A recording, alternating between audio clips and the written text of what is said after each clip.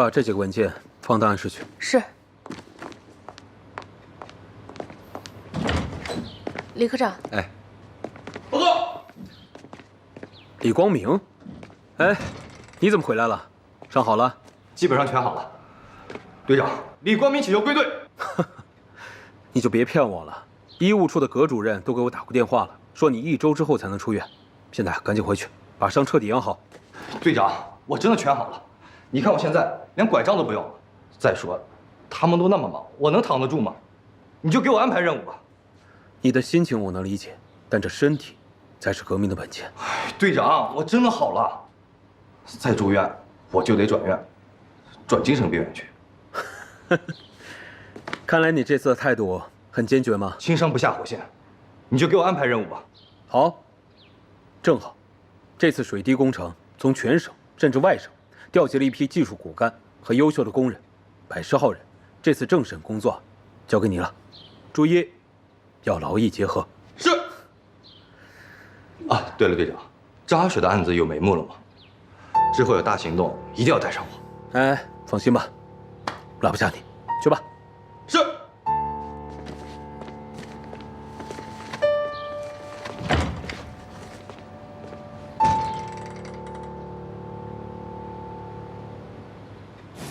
哎呀，你就让我进去吧，我是真的有事找你商量。我都说了，不行就是不行，要有事儿就在这儿说。那我杵在……哎，陈队长，你头怎么了？哎，你怎么还硬闯啊？说吧，什么事儿？事儿他就……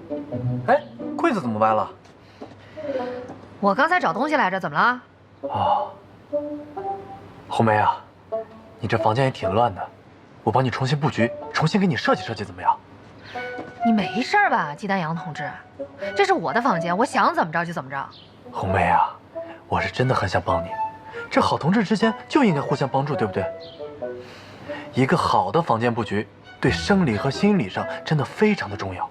你比如说啊，这柜子放在这儿，它挡光，挡光呢，它就会让你心情不好，心情变得很糟糕，就会让你的反应灵敏度变得迟缓，那就会带来什么后果？会影响你执行任务。停，你今儿想收拾是吧？请。那我就不客气了。哎，我那衣服是刚洗的，你别给我弄脏了。放心吧。哎呀，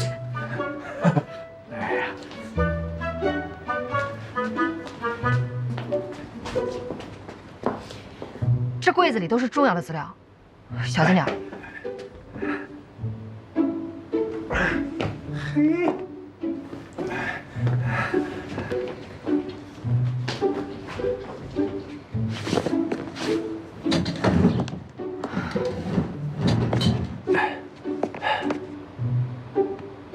庞红梅同志，红梅，过来搭把手呗。这不是你要搬的吗？这不人多力量大吗？团结就是力量。来，没事儿给自己找事儿，说的就是你这种人。是。往哪儿搬？这儿。来，使劲啊！1、2、3。你倒是用劲儿啊！我用了。1、2、3，走。疼！怎么了？哎呦，犄角了！啊，我抬一下，你出来，慢点啊！哎呦，没事吧？啊，没事儿。没事，把这个往里再推一下啊。使点劲儿啊！你这不行。哎，好。行了吧？啊，没啥要收拾的了吧？你没事吧？没事儿。哎，没事就走吧。你要说没事儿吧，还真有点事儿。你看你这个房间啊，你看它脏倒不脏，它就是乱，一看就是你平时非常热爱工作，没有时间打扫。但是有我呀，我擅长就是把无序的事情变得非常的有序。我来。看一下李林登，我让你签，你再签。去那边找，来，在这签字。辛苦了啊！行，签字。好，来，下一位。杨德山，车工是吧？哎，是。好，您在这签个字。好嘞，我们这边请。哎，严师傅，哎，这是您的出入证，之后进出仪器厂都要用这个了。啊，对了，您的行李和工具待会儿要检查一下。啊？还要检查行李？杨师傅多请理解，那个都为了工作需要嘛。杨师傅这边请。来，下一位。刘铁军，你看，这才是一个女同志的宿舍应该有的面貌。嗯，不错。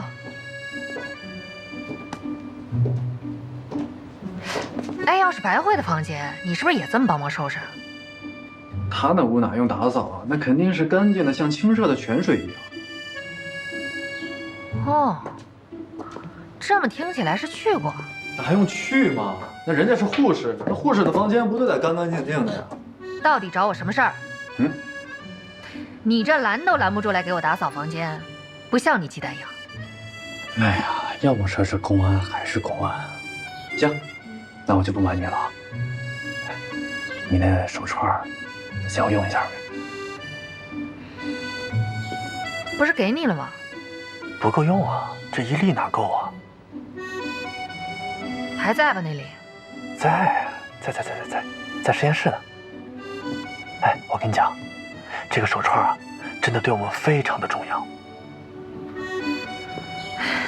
一个数学家要研究什么金属？这专家组又不只有我一个人。谢谢啊。完璧归赵。放心，保证完璧归赵。完璧归赵啊！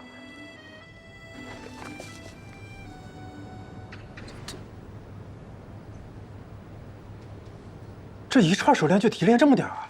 我们用 Crow 法提炼出一部分，但是这点量远远不够。Crow 法 Crow 法是1940年发明的，但是这种办法成本太高，还原效率太低，现在好像也没有什么其他好办法。好在实验用量也不大，够用就行。你那串金红石从哪里来的？能不能再找点过来？你们还有多少啊？当然越多越好。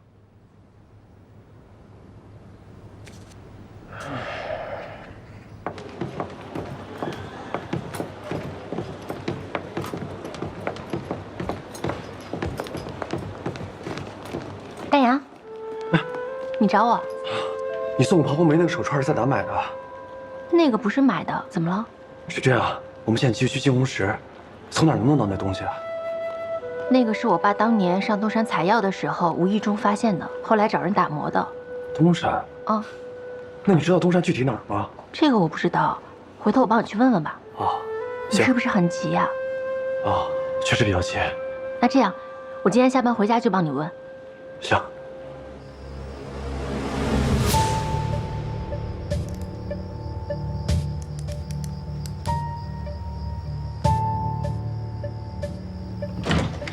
东升，怎么了？我这待会儿还要工作呢。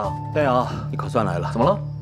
我问你啊，如果这个房间有敌人窃听的话，需要什么高超的技术啊？你要窃听谁啊？这不你自己房间吗？哎，我这不打个比方吗？你说怎么做才能不被窃听到？你从国外回来，以你的了解，那边有没有什么先进的窃听设备？我说陈队长，我是搞数学的，又不是搞监听的。哎，我跟你说实话吧，我们厂会议室的会议内容泄露，我在怀疑啊有人窃听。我现在就差拆墙和卸房顶了。真假？我这实在是没辙了，你帮我计算计算，这窃听器它到底能藏在哪儿？你这让我怎么给你计算啊？你让我算个平方面积、立方体积那还行，这专业不对口啊！不是你确定是被监听的吧？别给特务混进来了。哟，你来啦？哎，红梅，你是不是应该有什么东西还我呀？有啊？在办公室呢，过2天还给你啊。这时间不早了，我得赶紧回去了。我赶紧回去做题去了，工作。不是你什么时候还啊？过两天。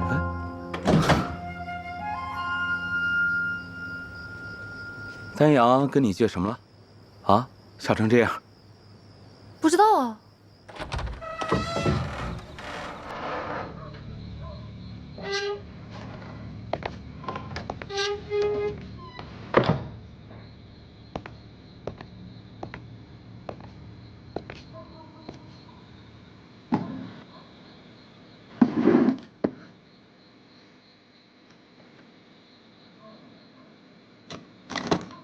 出来。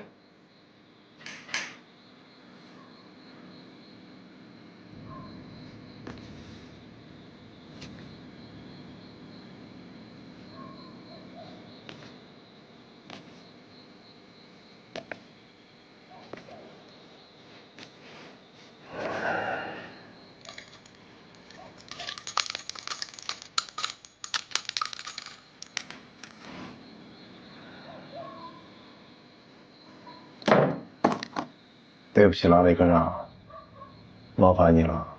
这个时候还敢来找我？你是想真的害死我呀？这话说的都伤感情，以后的事儿我还得仰仗雷科长。我说过，帮你们杀张安是最后一次任务。你觉得你能独善其身吗？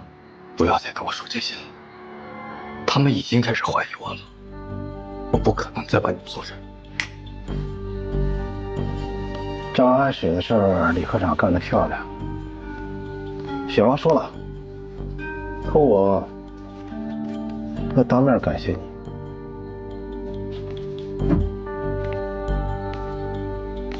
啊，这钱你收好。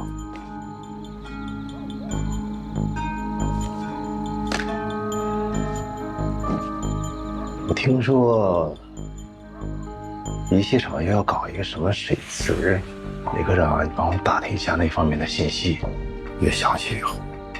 我再说一遍，我不可能再帮你们做一件事。你这话说，咱们的磐石行动还没有完成呢。那是你的，不是我的。这个时候咱们还分什么彼此？你要是再逼我，我现在就去自首。吓唬我了？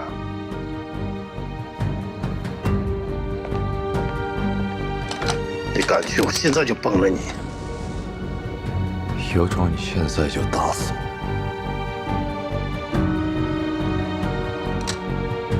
打死我，我就解脱了。我还是烈士。来，开枪了。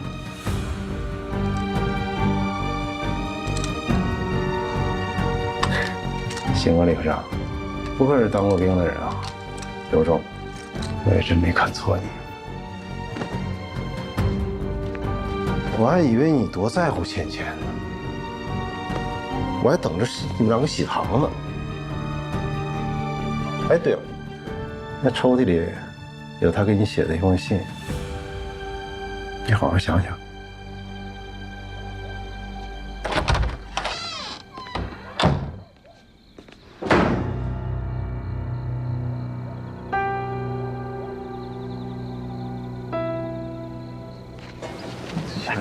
介绍信带好了吧？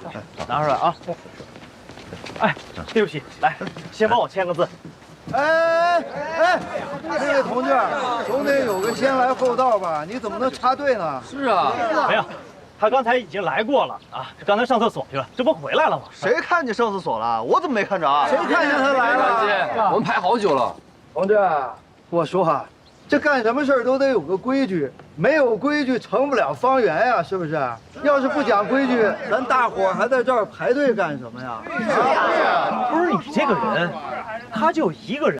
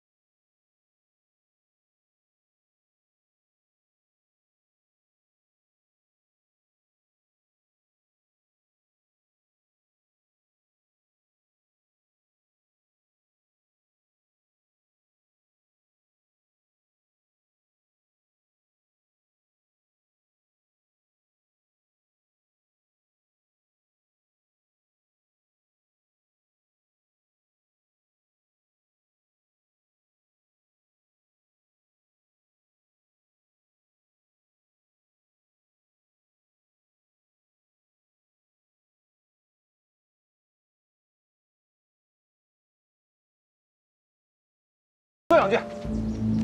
陆秘书，人家都是远道而来，注意态度。你还是带着他去后面排队去。不是这人不好。去。牛师傅，您是8级公，您先来。哎，我可不能破坏了这个规矩，我就在这儿排队。好，行。这边，带我的。来，先这儿啊，先好了去。尤佩仙8级汉宫，大连造船厂。请签字。在这请。哎好，一会儿有人带你们去莽汉车间，那边会安排食宿。欢迎你，谢谢啊。下一个，客气。好，武瑞，刚才查的那个人是什么人啊？承办秘书。啊，拿一下工作证。好，这是我的，监这里是吧？对。大洋，我昨天问过我爸了，他说那块金红石是在东山的犀牛角附近捡到的，还说那个地方挺险峻的。犀牛角附近，知道地方就好。你怎么对金红石那么感兴趣？你还不知道呢？你给你红梅姐那个手串啊，可是价值连城。怎么可能？那就是一块普通的石头。另一个层面的价值。对了，你去过犀牛角附近吗？我去过，但是很久了，大概3、4年。哎，红梅，来，红梅姐，我排队呢。哎呀，不打什么饭？来，干嘛呀？我跟你报备一下啊，下午我要去趟东山犀牛角，你要不要去？你这么闲？我认真的，我要工作。哎，百惠，你也得去啊，你要带路。下午我跟高主任请假，咱们吃完饭之后一起出发，都别忘了啊！别忘了啊！他什么意思？他说他要找金红石，但怎么说去就去啊？这么突然？怎么想起找金红石啊？楚公他们上次没找到，他们都忙，我们先找找，这叫主观能动性。我也好久没来这边了。山里空气真好，这山顶的风景一定很美。既然来找金红石，来这儿是工作的，不是来游山玩水的，记住了。今天爬山就是工作的一部分。黄梅，你是不是走不动了？你一会儿别走不动了就行。走吧，就你跟他说什么这儿有金红石？你看他这劲儿，你又不是不了解他，即便我不说，他也能知道呀。哎，你俩行不行了？快点儿，体力也太差了。没问题。小心啊！你确定这里有金红石？白慧说有，一定有。找到后，专家组就可以来勘测采矿了。怎么了？继续啊！行不行？服你吧。废什么话呀？那我走了，快点啊！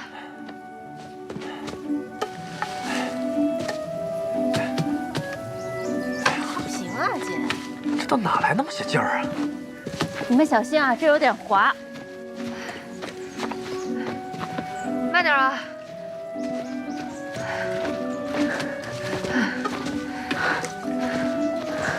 不行了，走不动了，啊？不行了，走不动了，再歇会儿。怎么了？白慧啊，还有多久到啊？前面就快到关帝庙了。你刚才就说前面就快到了，真的快到了。这某人刚才蹦得挺欢呀，想扶还不让扶。我没说累，你俩体力怎么这么好啊？跟你说，季丹阳，千万别让着我们2位女同志，毕竟你是个男同志，对吧？这也说不过去啊。丹阳，你就是整天坐办公室，缺乏锻炼。要我说呀，你就是1周爬1次东山，你保证以后不会喊累了。我可没喊累，我就说我走不动了。红梅姐，喝口水吧，歇会儿。要不要？走不动的同志先喝呀。女士优先。你就别有闲了，喝吧。哎，再请让我真喝了。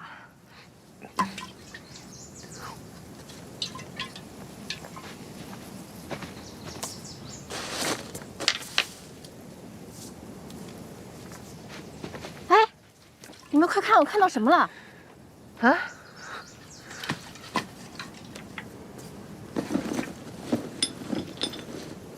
是不是？你在干什么？钛金属有种磁现象，金红石会对磁质产生吸力，这个没有吸力。别气馁，白慧，山顶一定有，我们一定能找到他。那再往前走走啊！好，走吧。哎，再歇会儿，再歇会儿。我给纳了闷了。哎，白慧啊，这庞虎没体力好，我能理解。白慧，你体力怎么也这么好啊？我经常陪我爸来东山采药。再说了，红梅姐是我榜样，她都能做到，我也一定能做到。有咱们在这儿聊天的功夫，早到了。怎么走啊？这边是大路，路好走，但是后面是小路，有点陡，但是更快。你们选。你选。小路，小路，小路，小路。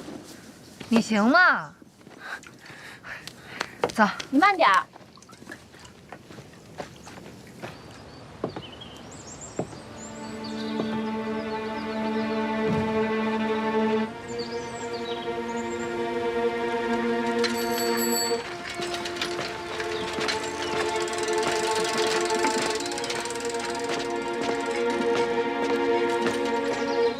白大夫，出诊啊！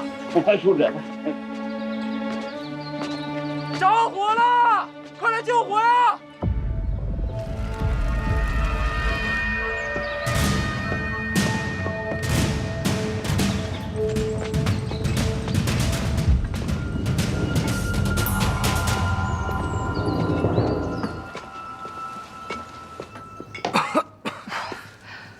这么大。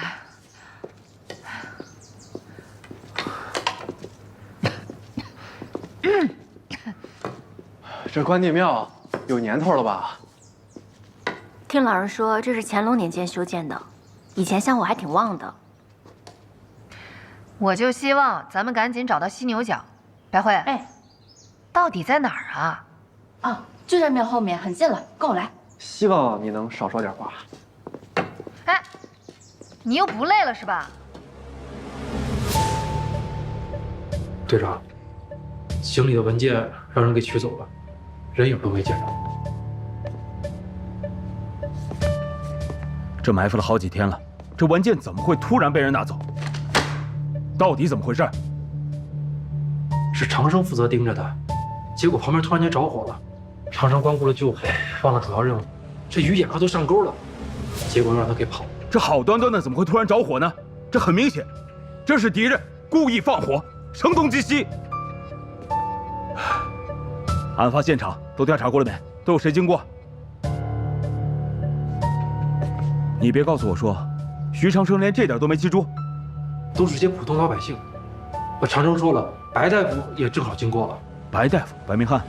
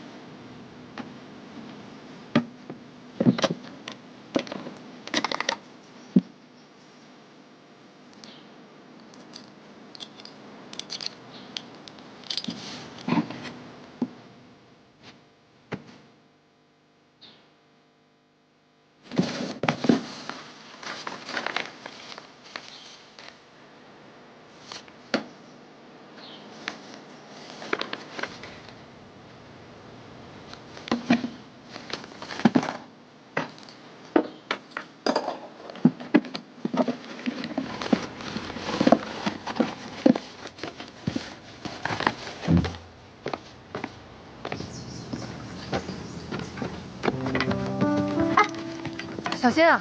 啊，可以吗？来，来，慢点。到了，你们看，那就是犀牛角。这看着真挺危险的。你们走路的时候小心着点，草下面的石头都不稳，别崴着脚。白慧啊，这地方为什么叫犀牛角啊？你们看这周围全都是悬崖峭壁，只有那一块凸出来的地方，所以叫犀牛角。这儿能有金红石吗？我也不知道，我爸说他那块金红石就是在这附近找到的。时间不早了，赶紧找吧。哎，那不能去啊，那是悬崖。哎，快点。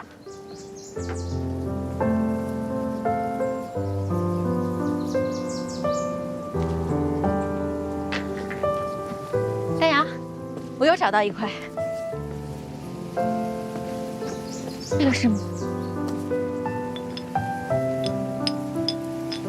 也不是。这个钛就这么重要吗？钛金属密度高，耐蚀性高，耐热性好，是理想的天体用量备选。哎，保密保密啊！我不想听。你看这是不是？保密意识呢？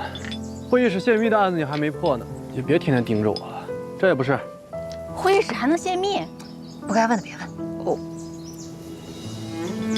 白慧，听出来了吗？只要是你红梅姐破不了的案子呀，都别提。什么意思呀？我那手串呢？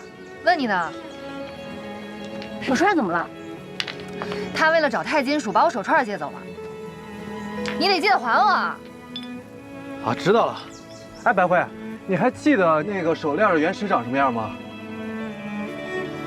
像宝石一样，还挺好看的。不是我说，你爸能找到这儿来，也真是不容易。他总在这附近采药。以前能找得到，现在就一定还有。走，那边看看。哎，你干嘛去？那边危险，回来！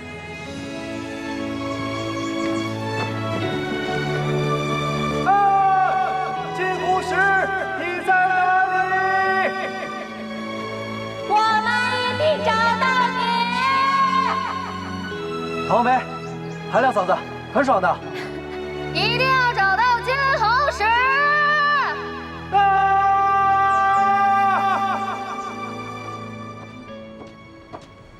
回来了，程程。嗯。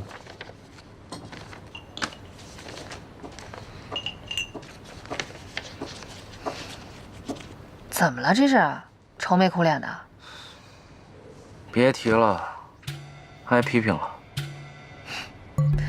因为什么事儿？我帮你分析分析。马三家水井里的文件，到底还是被特务取走了。被特务取走了？有查到是谁吗？当时我急着救火，特务没看到，只看到白明翰。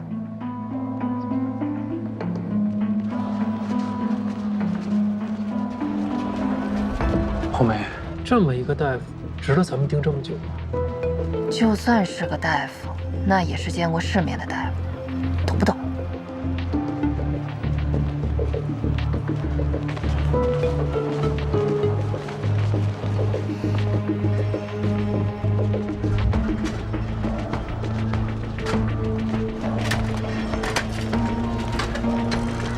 他要是有问题的话，这张阿水就不可能在医院里醒过来啊。他要是特务，这灭口还来不及呢，怎么会报案呢？你说的都对，但你怎么解释他突然出现在马三家水井附近？出诊恰巧路过啊。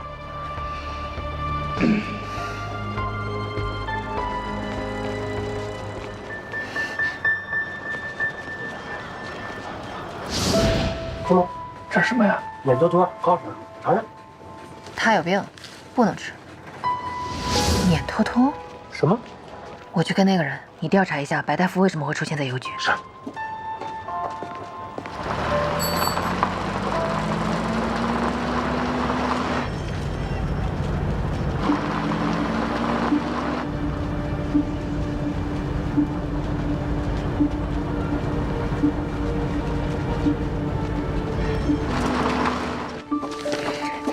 来，队长。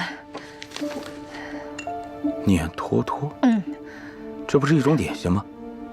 就我之前跟你提过那人，你还记不记得？你是说火车上那个人？对。可是你跟丹阳来卢门已经很长时间了，你确定是他？是很长时间了，但是车站老职工说了，对他印象特别深，至少来了卢门3次，而且就是因为他这个名字，我记得特别清楚。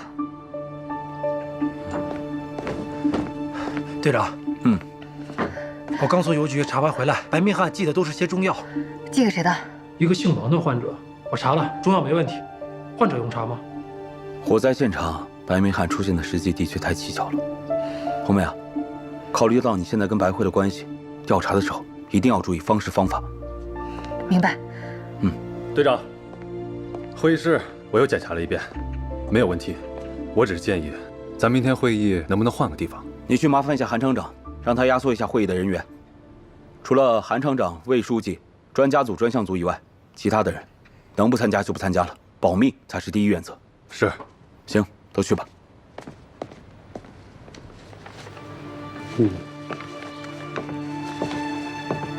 哎呀，没想到啊，你们这么快就把可行性方案搞出来了。这些都是丹阳的功劳。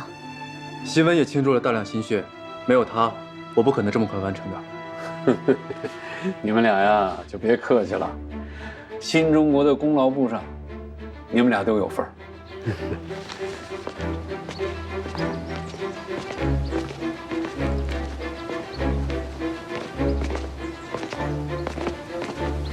季专家，哎，等一下，今天的会议啊，您不用参加。我是厂办秘书，来做会议记录的，怎么能没有我呀？哦，抱歉啊，陆秘书，今天的会议啊，不需要记录。开什么玩笑？厂里大大小小的会议都是我亲自记录的，怎么可能把我排除在外啊？真的抱歉，陆秘书，这参会名单上没有您的名字，您理解一下。我怎么理解？不，难道是我陆成有什么问题吗？不，您别多想，陆秘书，我们这也都是按照规章制度办事的。一个厂办秘书没有资格，那谁有资格？这名单到底是谁列的？这是韩厂长和专项组列的，您理解一下我们。我怎么理解？这事儿咱们得说清楚。同志们，今天会议的主要内容是实验水池的建设问题，大家都看到图纸了。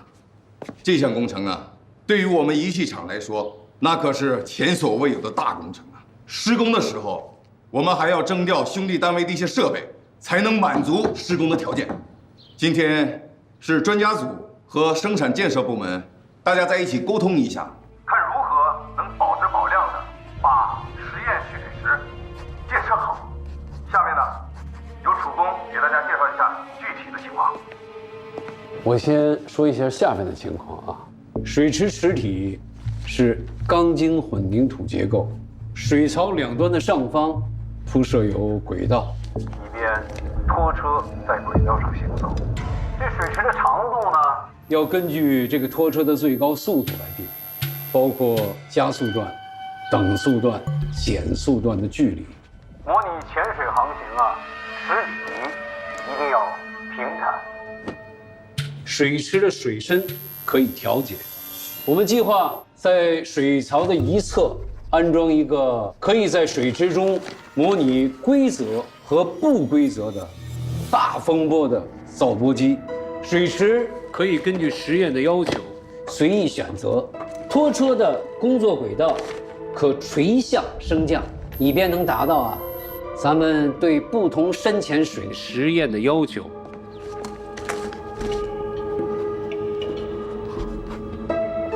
曙光啊，打扰一下，关于这个拖曳速度如何控制的问题，能不能请季丹阳同志帮我们讲一下？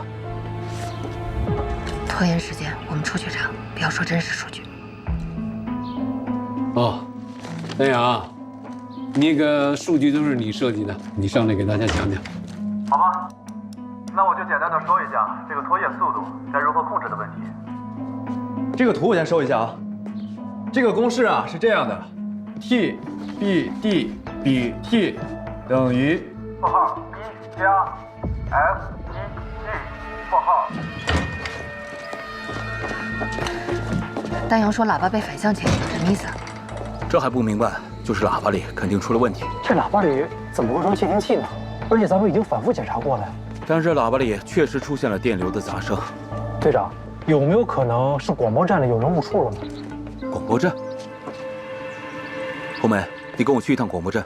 你接着继续查线路，走。是。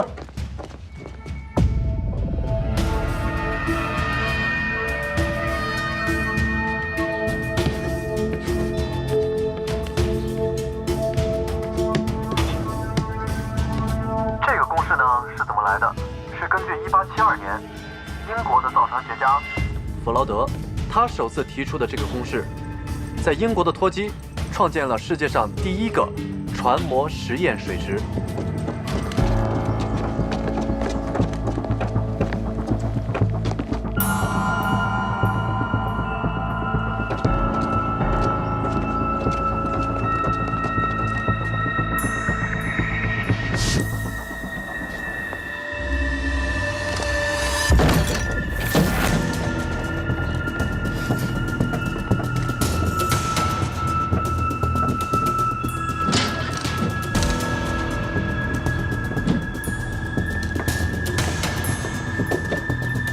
队长，凉的。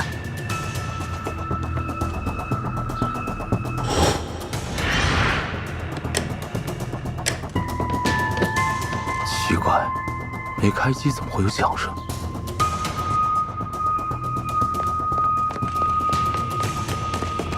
队长，红梅线路有问题，走，看看。是。也就是这张图，我们要求在池体一侧或相邻两侧安装造波机，模拟各种海浪。我们的要求是海浪起码要达到8级以上。8级啊！这就为我们的消波器提出了高要求。哦，对了，还有造风机，模拟各种海风。怎么样？队长，就是这根，咱们厂广播站的广播线出厂了。顺着线路接着查。是。走。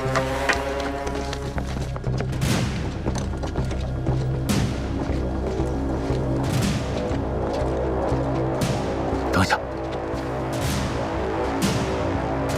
童斌、程生，你们2个守在门口，其他人跟我继续走。是。走。大家都知道，风时越短，波高就越小；风时越长，波高就越大。方便大家理解，如果波高为 h1、h2， 一直到 h10，那么它的平均波高为 h1、h2， 一直加到 h10除以10，那么就是平均波高。当然了，关于这个的核心设备呢，还是拖曳设备。那么下面就有请我们的贺启文专家来给大家讲一下关于拖曳设备方面的问题。我说什么？有敌特监听，不说真相，下边。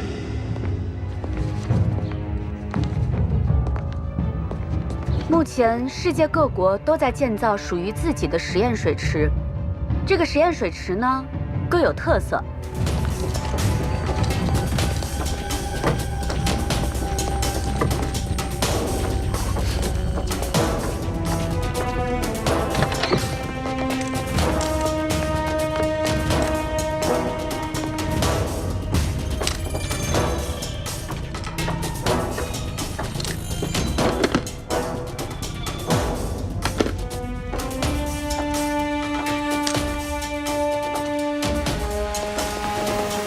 怎么样？走。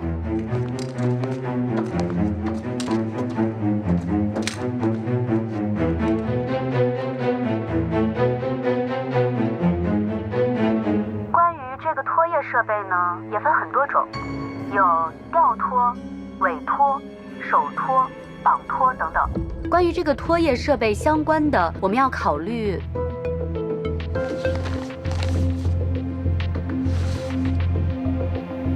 我们那个实验水池呢，目前来说原则上还是存在液体流动性的问题。嘘，没事啊，去那边玩，去。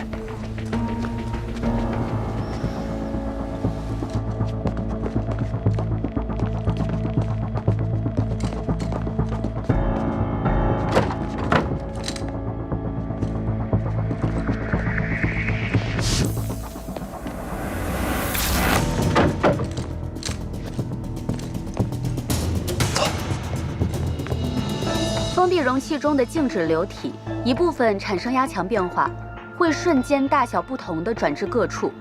压强等于作用压力除以受力面积。不可压缩静止流体的一点产生压强增值后，会瞬间传入各处的压强增值。也就是说，水利工程的一个活塞产生压力后，会在另一个活塞产生相同的压强增量。如果第二个活塞的面积是第一个10倍的话，那么作为第二个活塞将增大于第一个活塞的10倍，两个活塞的压力是相同的。这也就是我们今天所需要了解的。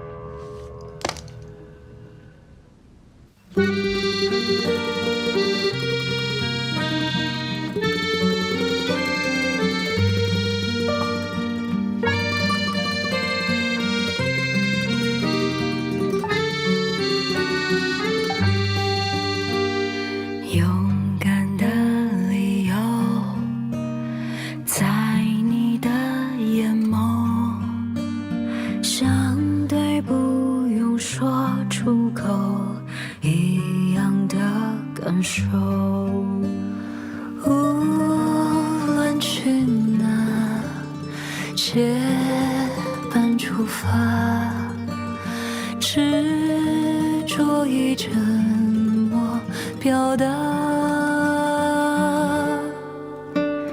汇聚成铁流，先功夫同舟，青春中化成心